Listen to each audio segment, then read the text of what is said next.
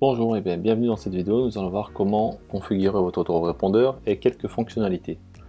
Donc vous allez dans votre espace bulle de rôle et vous allez ici dans autorépondeur Mailing Boss. Donc ensuite ça vous ouvre cette page, vous cliquez ici sur autorépondeur. Donc voilà, vous arrivez là. Ensuite vous allez avoir une pop-up qui arrive et vous allez mettre votre nom et votre prénom. Et ensuite vous allez remplir les champs pour votre entreprise. Ok. Et si vous n'avez pas d'entreprise, pas de panique, vous remplissez vos coordonnées personnelles. Ensuite, une fois que vous avez fait ça, on va aller créer une liste de contacts. Donc pour créer une liste, c'est simple, vous appuyez soit sur menu, vous avez ici liste, soit vous appuyez sur le bouton directement liste. Il existe aussi une autre possibilité pour créer une liste. Pour appuyer ici sur le bouton Mailing Boss, vous allez arriver à la page d'accueil. Et vous avez ici créé une nouvelle liste d'abonnés directement. Donc on peut le remplir d'ici. Donc une liste d'abonnés, eh ben, vous allez mettre le nom de la liste d'abonnés. Donc moi j'avais déjà préparé prospect Emrys la carte, elle existe déjà. Je vais rajouter quelque chose, prospect web Emrys à la carte. Parce que vous allez voir, ça c'est une approche, j'ai fait une approche un petit peu je dirais intrusive, c'est pour capter des gens qui sont déjà sur le web, qui sont déjà initiés aux affaires, en tout cas au bon plan. Et quand vous allez avoir des prospects dans la rue, des gens que vous connaissez, on n'aura pas la même démarche. Donc ici, vous allez pouvoir reprendre, si vous voulez, exactement le même titre. Ici, c'est le nom qui sera affiché sur votre mailing list. Ça, c'est pour vous. Vous pouvez mettre d'autres choses, des annotations qui seront privées.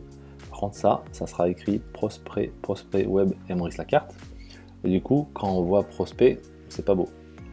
Donc, je vous invite plutôt à mettre, et là vous mettez découvrir Emrys la carte. Voilà. Ici, vous pouvez mettre une description. Voilà, vous allez découvrir la coopérative Emrys la carte. Ça, c'est un exemple. Moi, je parle d'Emrys la carte parce que j'utilise cet outil. Vous pouvez l'utiliser pour n'importe quelle chose. Et ici, ensuite, bien sûr, vous faites continuer. Donc là, il reprend les informations que je lui ai données. Hein. Voilà, ça c'est pour moi, c'est prospect web. Les gens qui vont venir vraiment que du web. Donc la petite description.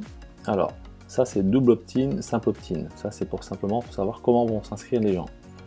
Parce qu'en fait, du coup, comme il y a une nouvelle loi avec la RGPD, les protections des données des personnes sont protégées. Donc on va choisir tout le temps double opt-in. Vous pouvez choisir simple opt-in. Mais en mettant le double opt-in, on se rapproche plus et on est plus en conformité avec les RGPD.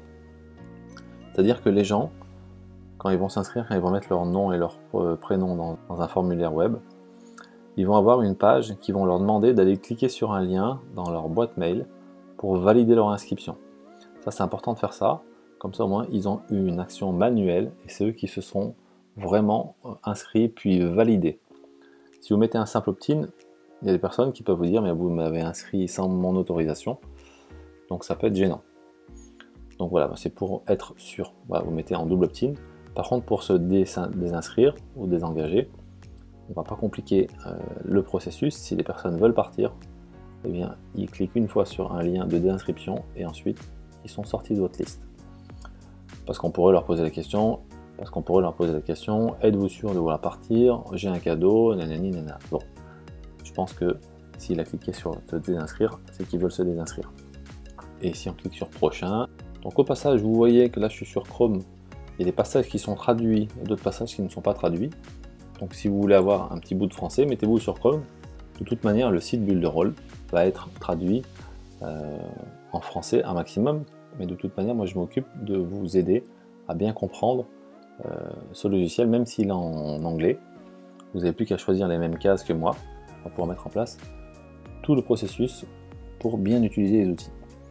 Donc là on arrive dans la configuration de votre formulaire. Donc vous avez forcément une adresse email, puisque c'est le but de capter des mails. Donc on va leur demander leur adresse email, on va leur demander, ça c'est mon conseil, un champ prénom. Le champ nom, c'est pas obligatoire, mais si vous le voulez, vous pouvez le faire. Et cocher une des cases de la RGPD. Ça c'est important pour être aux normes RGPD. Donc je clique sur la première, de toute manière on va la configurer. En dessous, Vous avez tout un choix de possibilités. Vous allez pouvoir leur demander des informations supplémentaires avec des champs déroulants, des cases à cocher, bref, beaucoup de choses. Nous, on va vraiment faire les choses simples mais efficaces. Il faut sauvegarder les modifications. Donc on voit un petit panneau qui arrive ici. On peut toujours le rétracter, vous appuyez sur la petite flèche. Donc vous avez vu que sur Google Chrome, ça a traduit automatiquement, ce qui va peut-être poser certains soucis. Donc, je vais changer de navigateur, mais vous en tout cas, si vous souhaitez avoir un texte en français, une traduction, une certaine traduction, vous pouvez rester en Google Chrome.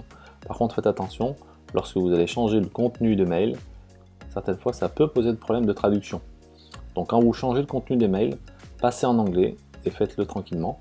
Maintenant, si vous ne constatez aucune modification et aucune erreur, pas un souci, vous pouvez rester sur Chrome, mais je sais que c'est déjà arrivé. Donc vous voyez, tout le texte est passé en anglais, et on va aller voir un petit peu ce qui se passe à travers les 3 champs qu'on a mis en place, c'est-à-dire le prénom, le mail et les RGPD. Il suffit d'appuyer ici, et là on va les mettre en ordre, parce qu'aujourd'hui, vous allez voir comment fonctionne Mailing Boss. On peut tout configurer. On va pouvoir demander l'email en premier, le prénom en premier, les RGPD en premier, peu importe. Donc ici, vous avez les ordres. Donc on voit ici 0, 0, 0. Donc c'est tout à faire. Donc ce qu'on peut faire, c'est mettre le prénom en premier. Alors juste avant, on va traduire. C'est quand même plus sympa d'avoir le prénom. Donc ici, on a l'obligation ou non, justement, de remplir le champ. Le champ prénom, bah, il faut qu'il soit obligatoire. En tout cas, c'est mon exemple. Si vous voulez pas, vous pouvez mettre non. Donc, oui, il faut qu'il soit obligatoire. Oui, il faut qu'il soit visible. Bon, ça, c'est vraiment dans les configurations avancées, on en parlera plus tard. Et ici, on va mettre le numéro 1. Parce que dans mon exemple, je souhaite avoir le prénom en premier. Mais on pourrait avoir autre chose. Ici, l'email. Alors, on est à la française toujours. C'est mieux. Adresse email. Ensuite, on va aller directement, ça c'est des cases qui ne sont pas cliquables. On va mettre le numéro 2. On demandera l'adresse email en deuxième. Et ensuite, on va arriver dans la RGPD. Donc, il faut que ça soit bien sûr obligatoire, la RGPD. Ça, c'est un conseil. On le met en numéro 3. Et ici, vous allez changer les termes et les conditions. En ce qui concerne le descriptif, je vais vous donner ce que j'utilise moi. Donc, si vous voulez faire la même chose, il n'y a aucun souci. Et sinon, vous allez pouvoir le personnaliser. Donc là, dans notre exemple, pour l'instant, on va en rester là. Mais on va personnaliser tout ça. Donc, ensuite, vous descendez, vous appuyez sur enregistrer les modifications. Et on va aller voir plus en détail pour pouvoir faire quelques réglages avant de faire la création de contenu. C'est important, donc c'est tout simple. Vous allez dans Quick Link, vous allez dans tout en bas Update List. Donc on va aller voir de plus près quelques configurations techniques.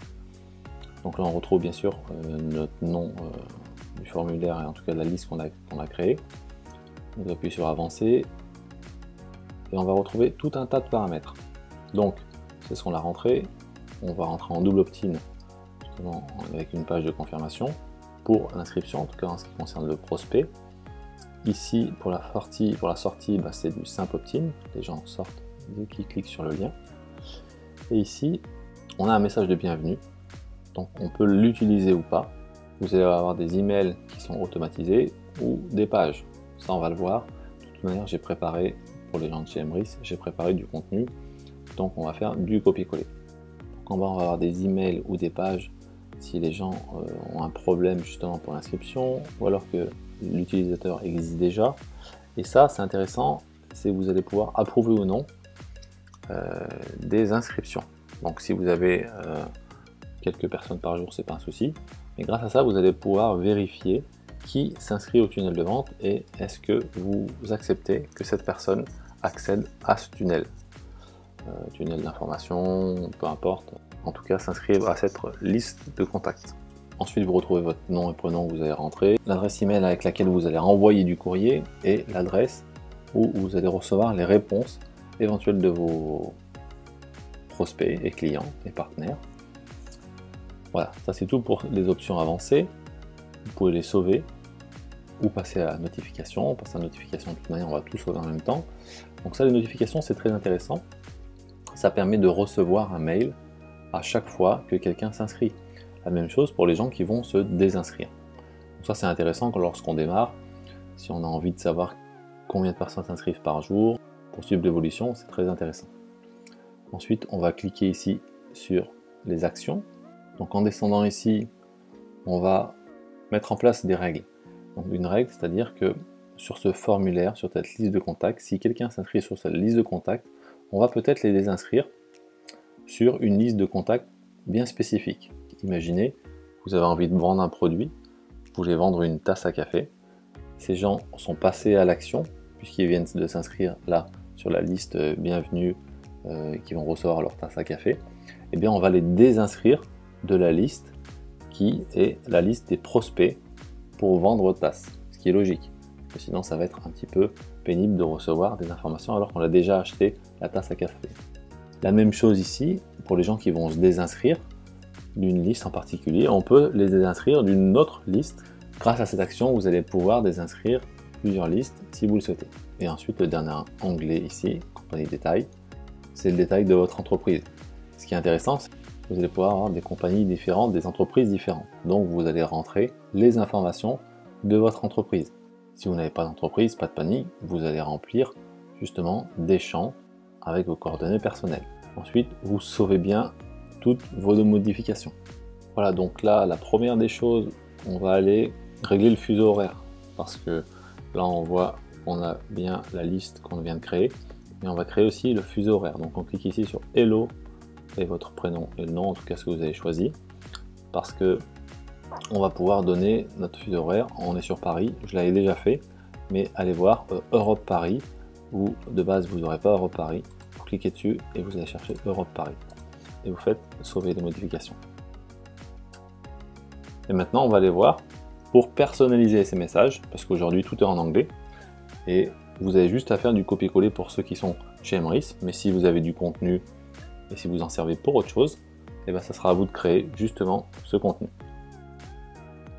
Juste avant, vous allez découvrir tout un tas de boutons très intéressants, pour justement voir toute la liste des mails, et nous on va aller voir directement ici, email et pages, pour pouvoir les modifier et créer justement les pages d'inscription, les pages de confirmation, les pages de désinscription, tout ce qui s'ensuit. Vous cliquez ici sur la petite molette et on arrive justement sur toutes les pages. Donc au préalable, si vous utilisez ces pages-là ou ces emails-là, il faudra retourner sur la configuration, dire utiliser les messages qui sont déjà existants. On reviendra à ça dans une prochaine vidéo. Donc on va voir la page d'inscription. Donc ce qui est intéressant avec le petit menu déroulant à côté, c'est que vous allez pouvoir un petit peu égayer votre email. On va quand même rester très sobre parce que les emails ont besoin d'être assez faciles à lire. Et l'idée, c'est pas d'aller perturber et de donner toutes les couleurs de l'arc-en-ciel. On va rester sobre mais efficace. Vous pouvez prendre une de ces images, intégrer un texte et le glisser où vous voulez. Okay. Quand vous le lâchez, hop, c'est intégré. Vous allez pouvoir bien sûr changer l'image. Donc vous allez pouvoir aussi intégrer un lien.